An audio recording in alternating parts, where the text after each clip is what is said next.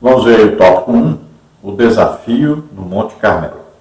Subtópico 1, o zelo de Elias o pôs diante de um confronto. Devido à apostasia do povo e à falta de liderança espiritual do rei Acabe e dos outros que lhe antecederam, Elias, como alguém que conhece muito bem o Deus que serve, viu-se na condição de lançar um grande desafio diante de todos. Mandou chamar os profetas de Baal e lhes incitou, dizendo: o Deus que responder por fogo, esse será Deus. 1 Reis 18, 24. O profeta foi levado a fazer isso em função da pergunta sem resposta que lançou antes do confronto: até quando cocheareis entre dois pensamentos? Se o Senhor é Deus, seguiu. E se Baal, seguiu. 1 Reis 18, 21. O povo não tinha resposta para esta pergunta porque estava em dúvida sobre quem de fato era o verdadeiro Deus. Então veja, o problema maior não era nem a idolatria do povo. O problema maior é que o povo vivia entre dois caminhos, entre dois deuses, ou até três. Veja só. Então eles adoravam a Deus, tinha lá as ofertas, os altares de Deus, tinha ainda a religião. Os sacerdotes, os descendentes de Levi, foram para a parte de baixo, para Judá, onde estava o templo. Então eles trabalhavam exclusivamente, foram chamados, a tribo de Levi, e foram todos chamados para servirem no templo. Para servirem, antes era no tabernáculo e agora no templo. Então eles saíram de Israel porque ali estava a idolatria, oferecendo sacrifícios a deuses. Então eles foram para Judá. Agora o que rei Acabe e Jezabel fizeram? Pegaram quem queria ser sacerdote, não importava quem, colocaram para oferecer sacrifícios, dizendo que estavam oferecendo sacrifícios ao Deus verdadeiro. E, ao mesmo tempo, haviam 850 profetas, 450 de Baal, 400 de Azerá, que ofereciam sacrifícios a esses deuses. Então o povo se auto-justificava, dizia: não, nós estamos aqui prestando adoração a Baal, a Azerá, mas também nós estamos oferecendo sacrifício a Deus. É o que a maioria das pessoas fazem. Se você pegar a católica romana, por exemplo, você vai ver que eles prestam culto a Deus, mas também prestam culto a Maria, aos santos. E veja bem que eles estão vivendo o espiritismo. Porque se você conversa com alguém que já morreu, veja bem, isso é espiritismo, é invocação de demônios. E a Bíblia proíbe consultar mortos. Então você veja lá Deuteronômio 18 falando sobre isso, né? Então isso é espiritismo. E eles vivem assim, consultam a Deus, consultam a pessoas que morreram, mortos. Oram para Deus, oram para mortos. Então veja só, as religiões são assim. Olha aí, se você pegar, por exemplo, islamismo, falam de Deus, não tem imagens, mas colocaram Maomé como seu profeta em lugar de Jesus, com mais importância que Jesus. Olha só. Aí se você vai no budismo, aí espiritismo e várias outras religiões, hinduísmo e tal, sempre tem o quê? Eles dizem que estão prestando culto a Deus, mas ao mesmo tempo prestam culto a uma divindade, a um Deus que não é Deus na verdade. Então as religiões são falsas por isso.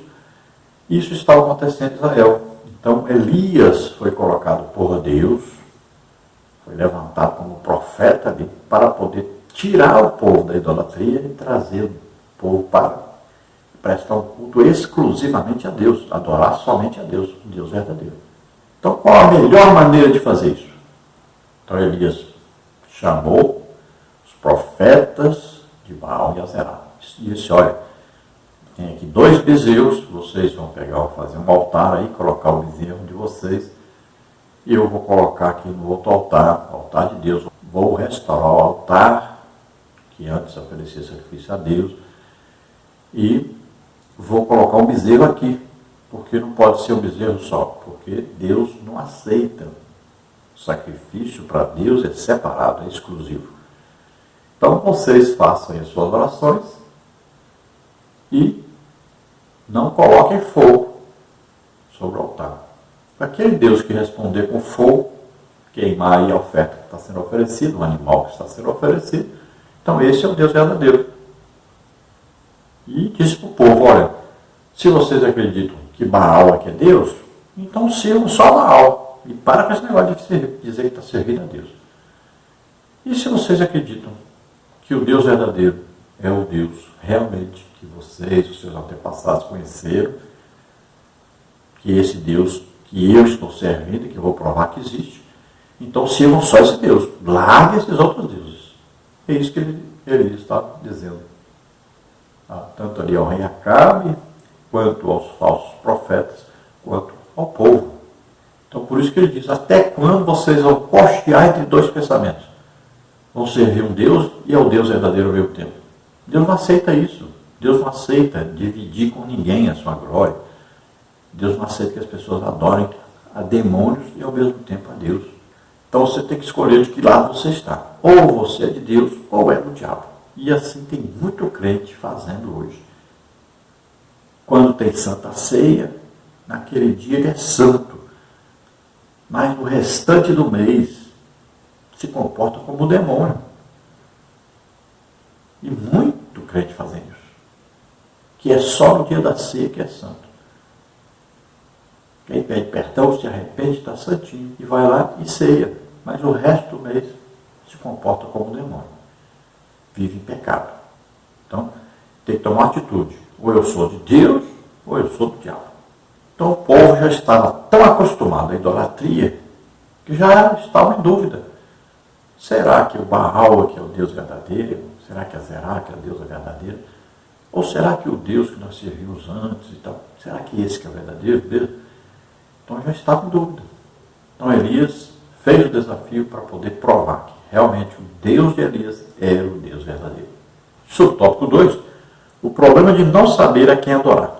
Este triste dilema espiritual se faz presente todas as vezes que o povo de Deus se envolve com a idolatria, pois os que adoram ídolos não conseguem enxergar o verdadeiro amor e cuidado divinos, uma vez que, a despeito de terem todas as características de divindade, esses pretensos deuses não passam de ilusão inventada pelo homem.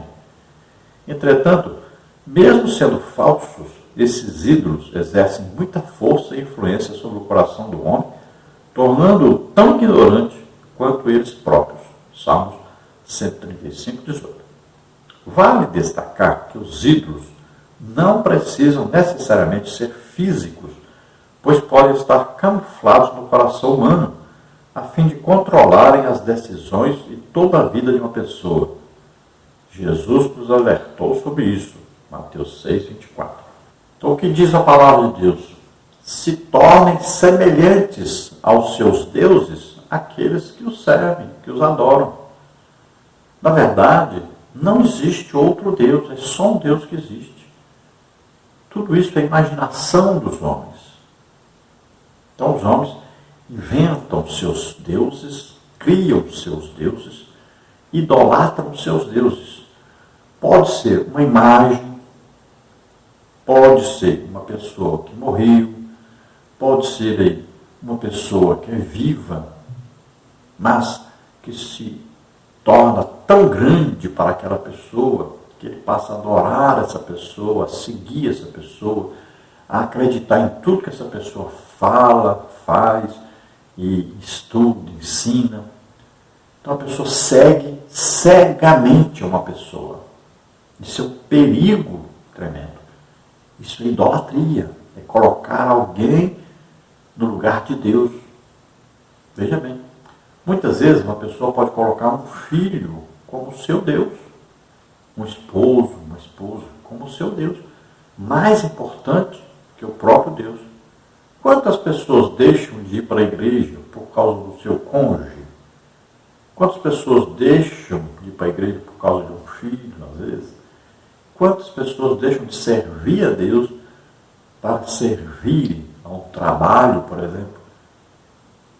Nunca tem tempo para ler a Bíblia, para ir à igreja, para adorar o Senhor, porque está concentrado em alguma coisa, em alguém. Então isso se torna uma idolatria também. E Jesus alerta, ninguém pode servir a dois senhores, porque sempre vai amar um mais do que o outro. E aí entra o dinheiro, né? Quanta gente ama mais o dinheiro do que a Deus. Subtópico 3, o desafio do fogo. Elias tinha certeza de que Deus era com ele e, por isso, propôs o desafio. O Deus que respondesse com fogo deveria ser adorado. Os que andam com Deus não precisam desafiá-lo para testarem sua lealdade e seu amor. Tais pessoas são tão íntimas de Deus que são impelidas, guiadas, conduzidas em seu coração para aquilo que o Senhor quer fazer. Portanto, não foi a vontade de Elias lançar o desafio, mas a do próprio Deus para, mais uma vez, mostrar ao povo de Israel que ele era, sempre foi e sempre será o único Deus verdadeiro a quem deveria servir. Veja bem, às vezes a pessoa pode pensar assim, não, Elias fez aí o desafio, Elias falava e Deus cumpria. Aquilo que Elias falasse, Deus iria cumprir. Mas não é assim. Elias, quando foi orar, diz, Deus mostra que o Senhor é quem mandou eu falar tudo que eu tenho falado, fazer tudo que eu tenho feito. Veja bem, Deus é que estava no controle, orientando Elias. Então não vá pensar aí, porque aquela pessoa ali, Deus usa para isso, para aquilo e tal, que tudo que ele falar eu tenho que acreditar, que eu tenho que seguir ele agora, porque tudo que ele falar é para mim, é como se fosse Deus falando. Tudo é certinho. Olha, eu já vi até pastor cair nessa. Pastor que começou a adorar o seu líder, o seu pastor presidente. Impressionante, mas é verdade, eu já vi isso. Morreu há pouco tempo de Covid um pastor que era assim. Ele adorava o seu pastor presidente. E ele chegou a dizer um dia, na igreja, qualquer coisa que meu pastor presidente mandar fazer, eu faço, até pecar. Olha só o grau de idolatria que ele estava. Veja bem, nós não podemos seguir cegamente as pessoas. Nós temos que olhar a Bíblia, a palavra de Deus, a orientação de Deus. Então veja que Elias era um homem sujeito às mesmas paixões que nós, mas ele ouvia, ele sentia, ele percebia a orientação de Deus. Ele sabia o que Deus queria falar, o que Deus queria fazer. Então sabia o propósito de Deus, de tirar o povo da idolatria. Vamos ao tópico 2, a oração de Elias. Subtópico 1, os preparativos de Elias. Diante da impossibilidade de resposta de Baal aos apelos de seus adoradores, Elias começou os preparativos para a operação do milagre. 1 Reis 18, 23.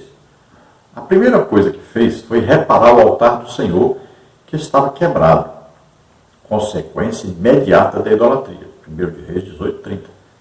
A seguir, juntou 12 pedras que simbolizavam as 12 tribos de Israel. Cavou um rio em volta do altar, colocou a lenha, dividiu o bezerro em pedaços sobre a lenha e pediu para que se derramasse 12 cântaros de água sobre o altar, de tal modo que ficasse totalmente encharcado o que estava nele e o rio em sua volta. 1 Reis 18, 31 a 35. Então, depois que os profetas de Baal fizeram tudo que eles queriam fazer, se cortaram, dançaram, pularam, profetizaram, fizeram de tudo, né? É um fogo estranho, na verdade, que eles estavam, né, acendendo ali dentro deles, porque lá no altar não acendeu nada, porque não existe Baal. Então o que eles fizeram? Fizeram de tudo. Tudo que eles sabiam fazer, eles fizeram, invocaram. E Elias ficava ali rindo deles, sabia que não existia Baal. Zombou deles o tempo todo. Acorda, Baal, quem sabe está dormindo, né? Quem sabe não está escutando. Grite mais alto. E ficou ali abusando deles, porque sabia que não existia Baal. Então, quando eles acabaram, né, era aí, cara, desde manhã cedo até a tarde, nada de Baal responder, nada de fogo aparecer. Então Elias, nesse mesmo tempo, estava cuidando do altar de Deus. Ele restaurou o altar que foi quebrado, porque o povo vivia na idolatria. Colocou lá a lenha, colocou o animal, cortou o animal em pedaços, né? Pediu, então, 12 cântaros. Primeiro ele pega 12 pedras, cada pedra representando a tribo de Israel. Depois 12 cântaros de água, representando também Israel. Oferecendo o quê? O que havia de mais importante ali, que era a água. 3 anos e meio sem chover.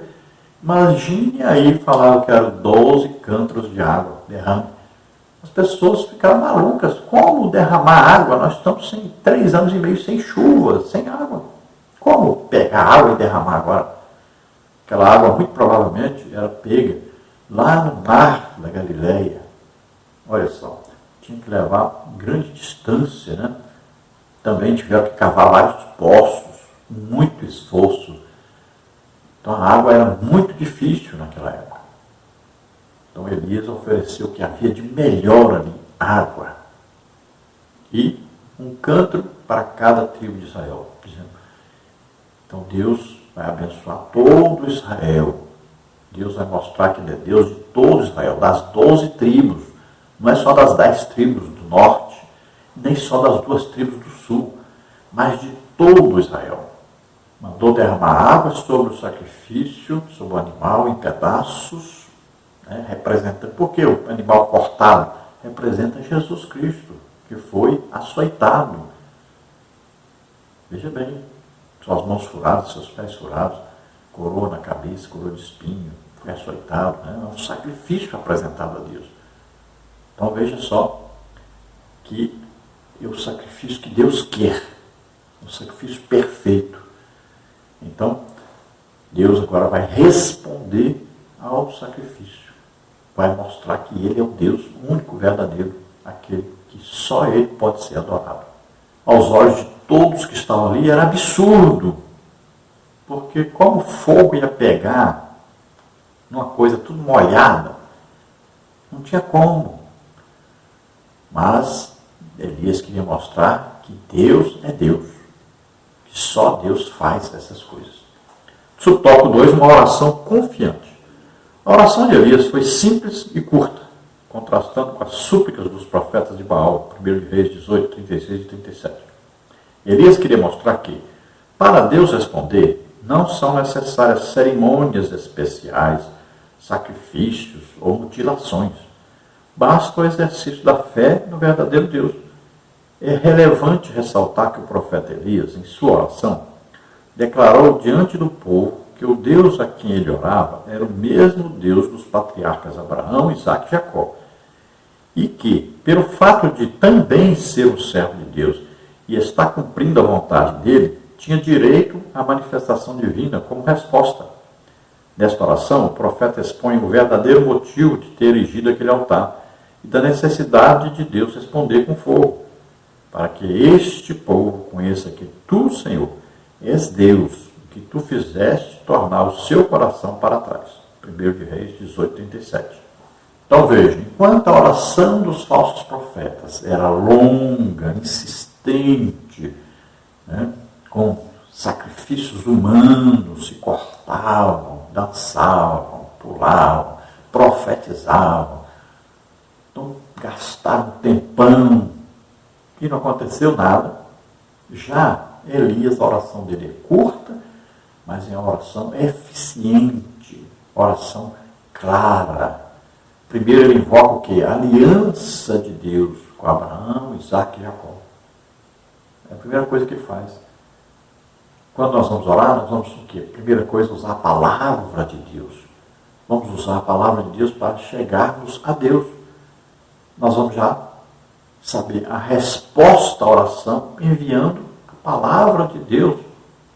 Veja só, ele está invocando aliança com Deus.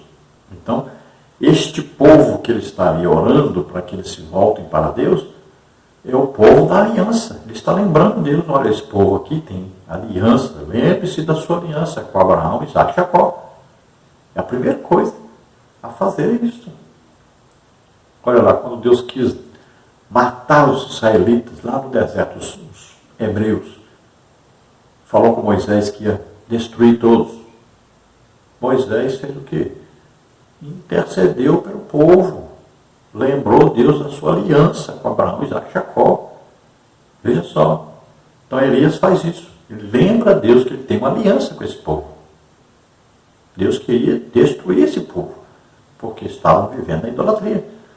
Mas, então Elias lembra a Deus da aliança. Também Elias acreditava que por ele ser servo de Deus, estar fazendo aquilo que Deus mandou que ele fizesse, então Deus responderia favoravelmente à sua oração. Ele tinha certeza disso, tinha fé em Deus. Veja bem que Marcos 16, 20 diz que os apóstolos saíram pregando e Deus confirmava a palavra deles com sinais, prodígios e maravilhas. Nós temos falado praticamente toda semana sobre isso. Deus confirma com sinais, prodígios e maravilhas o Evangelho. Ele confirma a sua palavra. Ele confirma o ministério, a pessoa. Ele escolheu a pessoa, então ele confirma que ele que escolheu. E ele confirma sempre com sinais, prodígios e maravilhas. Isso está claro. Olha aí. Quando fizeram o tabernáculo, Deus confirmou que aquilo que tinha sido feito foi ele que mandou. Com fogo que ele confirmou. Olha só, sempre existe o quê? Um sinal, um prodígio, uma maravilha, confirmando. Como é que ele confirmou que Moisés foi escolhido por ele? Com sinais, prodígios, maravilhas. Como é que ele confirmou que Jesus era enviado por ele? Olha lá, Pedro pregou no dia de Pentecostes isso. Esse Jesus, confirmado por Deus entre vós, né? Com o quê? Com sinais, prodígios, maravilhas. Olha aí, Paulo diz, o meu apostolado entre vós foi confirmado por Deus com o quê? Sinais, prodígios, maravilhas. Olha aí, Marcos 16, 20 diz, saíram pregando e Deus confirmava com sinais, prodígios, maravilhas. Então aqui Elias tinha certeza que Deus confirmaria o seu ministério. Confirmaria que ele estava ali representando Deus. Confirmaria que ele fizesse. Então ele acreditava nisso e foi o que aconteceu. E por que ele estava fazendo tudo aquilo? Ele diz bem claro, para que este povo conheça que tu, Senhor, és Deus e que tu fizeste tornar para trás o coração. Ou seja, o Senhor ia aplicar o juízo sobre eles, mas o Senhor agora está aplicando a misericórdia. O Senhor ainda vai dar tempo a eles de se arrependerem e se voltarem para ti. É isso que Elias queria, é isso que ele estava fazendo, intercedendo por aquele povo. Ele queria que Deus abandonasse a ideia de trazer o juízo sobre eles e desse a oportunidade a eles de se arrependerem e se voltarem totalmente para Deus. Subtópico 3, a misericórdia de Deus. Na oração de Elias está claro que o desejo de Deus era que seu povo se voltasse para ele através daquela demonstração de poder. A descida do fogo que consumiu o holocausto, a lenha, as pedras, o pó, e ainda secou toda a água que estava ao redor do altar, 1 de Reis 18:38, é uma exata comprovação, não apenas de que ele é Deus e está acima de tudo e de todos, mas de que ele estava dando a Israel uma nova oportunidade de comunhão. A reação do povo foi unânime em reconhecer que o Eterno é o Deus verdadeiro, 1 de Reis 18:39. Com isso, a seca que já durava 3 anos e meio terminou, 1 de Reis 18:41-44. Elias subiu ao cume do Monte Carmelo, orou a Deus e caiu com abundante chuva, 1 de Reis 18:45.